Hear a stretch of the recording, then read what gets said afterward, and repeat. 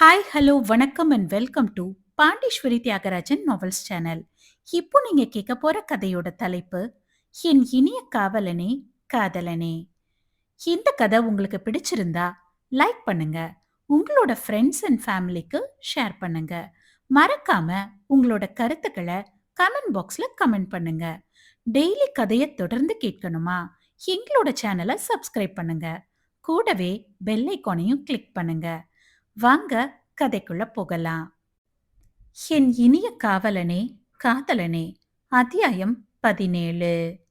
கல் இருக்கையில் அமர்ந்து கொண்டு தனது கரங்களை மார்பின் குறுக்கே கட்டியவாறு எதையோ யோசித்துக் கொண்டு அமர்ந்திருந்தாள் சாய் சத்யா.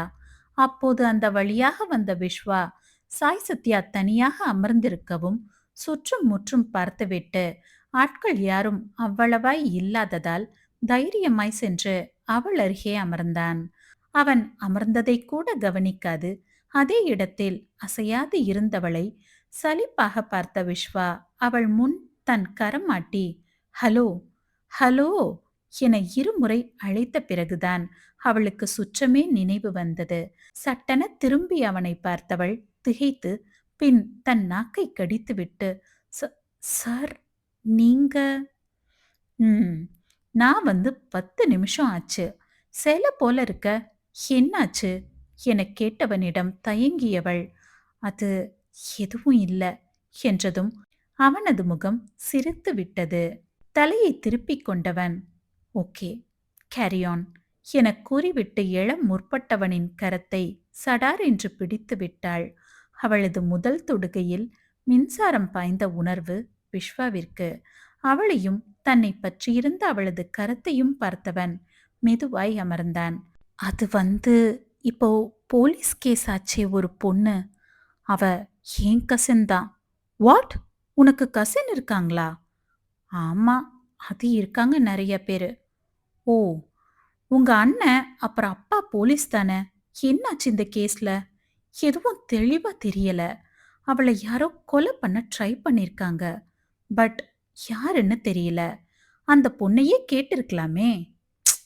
கேட்காம இருப்போமா? அவ எதுவும் சொல்ல மாட்டேங்கிறா. அப்புறம் ஏன் ரோட்டுக்கு போனேன்னு கேட்டா, வீட்டுக்கு வர ரோட் கிராஸ் பண்றப்போ வண்டி மோதிடுச்சுன்னு சொல்றா. அந்த பொண்ணு என்ன லூசா? காலேஜ் இங்க இருக்கு. வீடு ரைட் சைடு ரூட்ல இருக்கு. இவ எதுக்கு லெஃப்ட் சைடு சிட்டி தாண்டி இருக்கிற ரோட்ல போய் கிராஸ் பண்ணிருக்கா? அங்க கிராஸ் பண்ணி விழுந்துட்டேன்னு வேற சொல்றா. இதெல்லாம் யோசிக்காம இருப்போமா? எதையோ மறைக்கிறா. ஆனா எதுக்குன்னு தான் தெரியல. ரொம்ப சிம்பிள். அவளை யாரோ மிரட்டியிருக்காங்க. அது மட்டும் புரியுது. சிசிடிவி ஃபுட்டேஜ் வச்சு ஈஸியா இந்த கேஸை முடிச்சிருக்கலாமே. என்ன பண்ணிருக்காங்க உங்க போலீஸ் என இழுத்துச் சொன்னவனை திரும்பி முறைத்தவள் ம் கேஸை க்ளோஸ் பண்ணிட்டாங்க. ஹேய், கேஸை க்ளோஸ் பண்ணிட்டாங்களா? ஓ, அப்போ உங்களுக்கு தெரிஞ்சவங்களா தான் இருக்கணும். அதான் ஒண்ணுமே இல்லாம கேஸ க்ளோஸ் பண்ணிட்டாங்க. சரி, லேபுக்கு இன்னையிலிருந்து வரணும். ஞாபகம் இருக்குல்ல?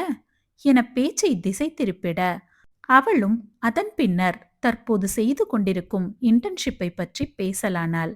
சிறிது நேரம் பேசிவிட்டு எழுந்தவன் பெண்ணவளை பார்வையால் பருகியபடி ம் பரவாயில்ல, எல்லாம் ஞாபகம் வச்சிருக்க என்று விட்டு ஓரடி எடுத்து வைத்து அவளை நெருங்கி என்னையும் கொஞ்சம் ஞாபகம் வச்சுக்கோ என மெல்லிய குரலில் கூறியவன் வசீகர புன்னகையால் பெண்ணவளை மயங்கச் செய்துவிட்டே அங்கிருந்து சென்றான். போகும் அவனை சிறு வெட்கத்துடன் ஏறிட்டு பார்த்தவாறு நின்றிருந்தாள் சாய் சத்யா. பார்வதி ஏதோ யோசனையுடன் சோஃபாவில் அமர்ந்திருந்தார். ஆதிதேவனும் அன்று வீட்டில்தான் இருந்தான். அச்சமயம் அங்கு கணேஷ் மற்றும் ரேணுகா ஒருவித தயக்கத்துடன் வந்தனர். வந்தவர்களை கூட கவனியாது இருந்த அன்னையை பார்த்தவன் முதலில் வீட்டிற்கு வந்தவர்களை வரவேற்றவன் தாயின் தோள் மீது கரம் வைத்து அசைக்க அதில் நினைவு வந்தவராய் மகனை ஏறிட்டு பார்த்த பார்வதி மகனின் பார்வை செல்லும் திசையில் அவரும் கண்களை சுழல விட்டார். அங்கு கணேஷ் மற்றும் ரேணுகா இருவரையும் கண்டவர் அவசரமாய் எழுந்து வந்து அவர்களை வரவேற்று வாங்க வாங்க, உட்காருங்க. நான் ஏதோ ஞாபகத்துல இருந்துட்டேன். இருங்க, காஃபி போட்டு எடுத்துட்டு வரேன் என சமையல் அறைக்குள் சென்றார். ஆதிதேவனிடம் பார்வையை செலுத்திய கணேஷ், வேலைலாம் எப்படி போயிட்டு இருக்கு என்றார் பவ்யமாய். அவனை கண்டால்தான் குடும்பமே பேச பயப்படுமே. இதில் கணேஷ் மட்டும் என்ன விதிவிலக்கா? சிறு தலையசைப்பை மட்டும் தந்தான். அதுவே அவருக்கு சப்பென்று ஆகிவிட்டது. வேறு என்ன பேச இருக்கிறது அவனிடத்தில்? அவருக்கு விஷ்ணுதான் லாயக்கு. அவனும் ஐடி ஊழியன், இவர் ஐடி கம்பெனி ஓனர். ஆதலால் அவன் இருந்தால் பேச நேரமே போதாது. ஆதிதேவன் காவல்துறையில் பணிபுரிப்பவன். அவனிடத்தில் இவர் என்ன பேச இருக்கிறது? அமைதியே நிலவியது அங்கு. ரேணுகாதான் சூழ்நிலையை இலகுவாக்கும் பொருட்டு ஆதிதேவனிடத்தில் பேச்சு கொடுத்தார். அவருக்கும் ஒன்றிரண்டு வார்த்தைகளில் மட்டும் பதிலளித்தான் அவன். அதற்குள் பார்வதியும் காஃபி கோப்பைகளுடன் அங்கு வந்து மூவருக்கும் கொடுக்க ஆதிதேவன் வேண்டாம் என்று மறுத்துவிட்டான். சரி என்று அதை பார்வதி தனக்கு எடுத்துக்கொண்டு குடிக்கலானார். 2 மிடறு குடித்ததும் கணேஷ் தான் பேச்சை ஆரம்பித்தார். ஹாசினிக்கு கல்யாணம் பண்ணலான்னு முடிவு பண்ணியிருக்கோம் என்று விட்டு பார்வதியை பார்க்க அவரோ புருவம் சுருக்கி, இவ்ளோ சீக்கிரமாவா? ஏன், அவ படிக்கட்டுமேனா? அது அவ கல்யாணம் பண்ணிட்டு படிக்கட்டுமா என்றவர் ஆதிதேவனை பார்த்தார். தனது கூர் விழிகளால் அவர்களைத்தான் பார்த்து கொண்டிருந்தான் ஆதிதேவன். பெருமூச்சை விட்டவர் அடுத்த வார்த்தை பேசுவதற்குள் சிவநாதனும் வந்திருந்தார் வீட்டிற்கு. பார்வதி குடிக்க தண்ணீரை கொண்டு வந்து கொடுத்தவர் அதனை அருந்தியவர் நண்பனின் அருகே அமர்ந்து, என்னடா ஃபோன் போட்டு அவசரமா வர சொன்ன? என்ன விஷயம்? ஹாசினிக்கு கல்யாணம் பண்ணலான்னு இருக்கோண்டா. அதில் அதிர்ந்தவர், டேய், அவளுக்கு என்ன வயசு ஆகுதுன்னு என முடிக்க கூட இல்லை. கணேஷ் அழுதவாறு அவரது கரங்கள் இரண்டையும் பிடித்து தன் நெற்றியோடு ஒட்டி கதறினார். ஆதிதேவன் முதற்கொண்டு அனைவருக்கும் அதிர்ச்சிதான். பார்வதி எழுந்து சென்று சமாதானம் செய்ய முயல ரேணுகாவும் அழ ஆரம்பித்து விட்டார். பிரச்சனை இதுதான்.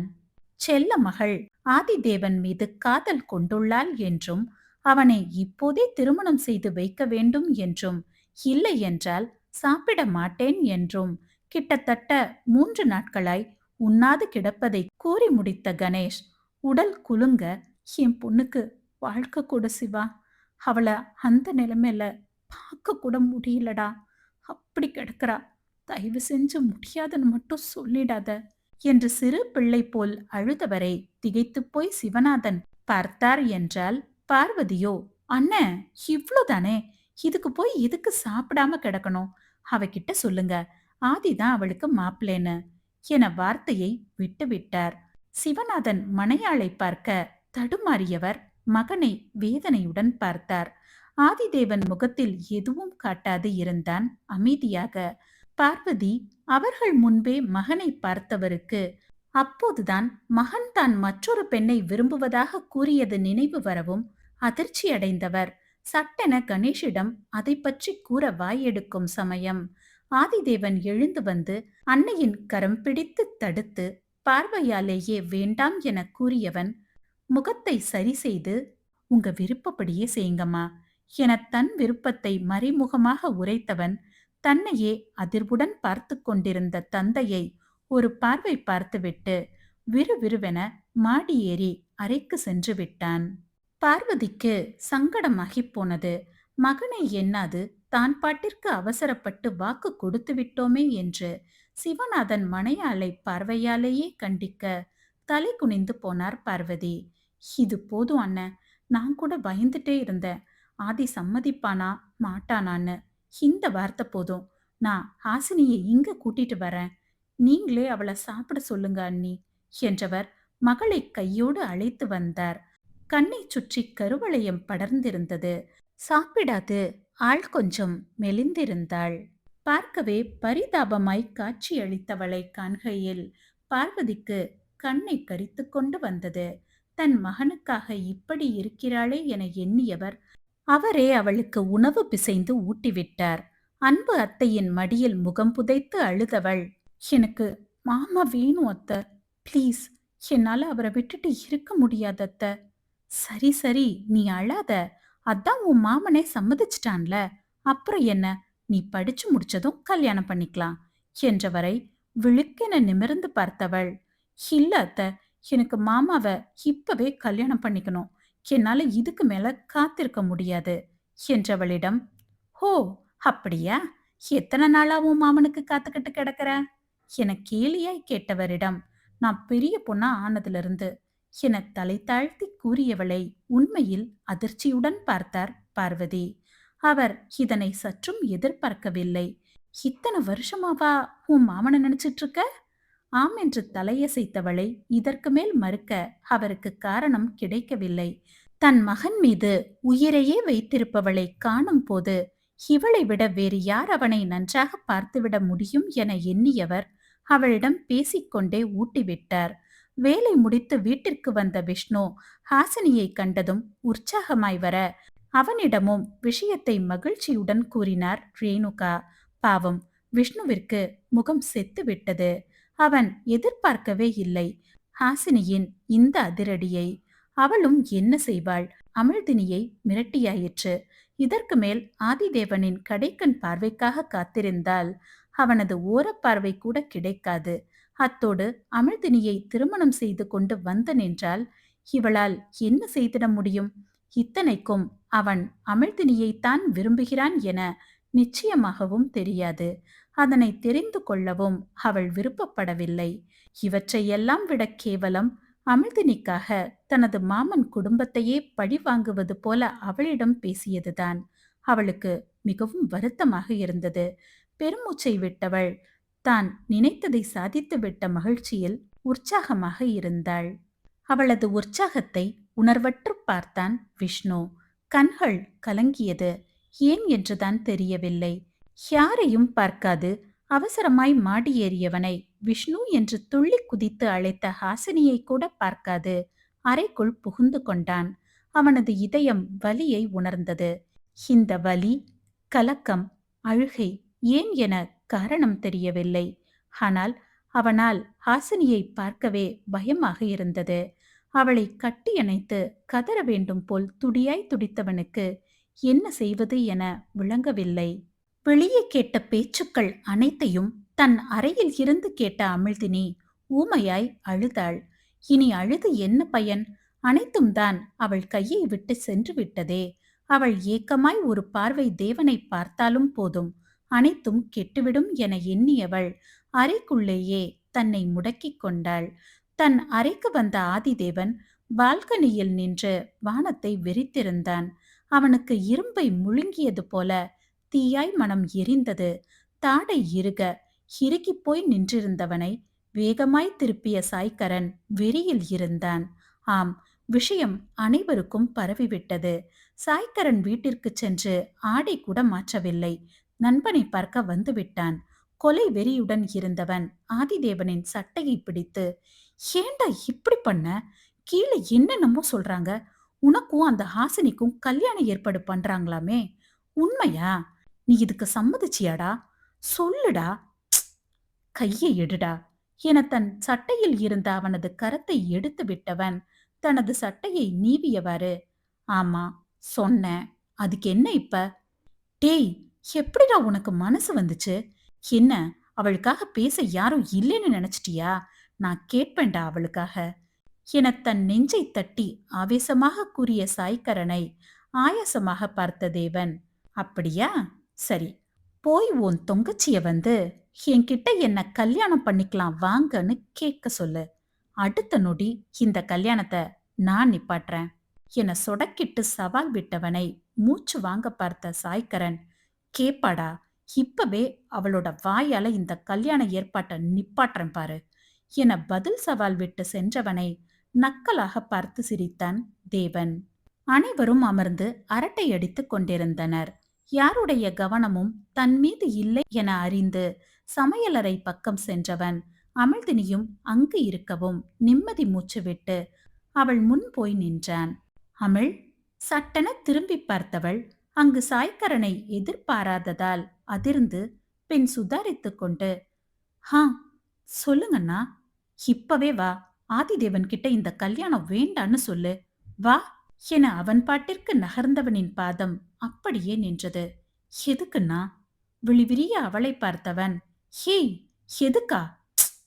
அங்க ஹாசினிக்கும் அவனுக்கும் கல்யாணம் ஏற்பாடு பண்றாங்க. இப்பவே வந்து சொல்லு.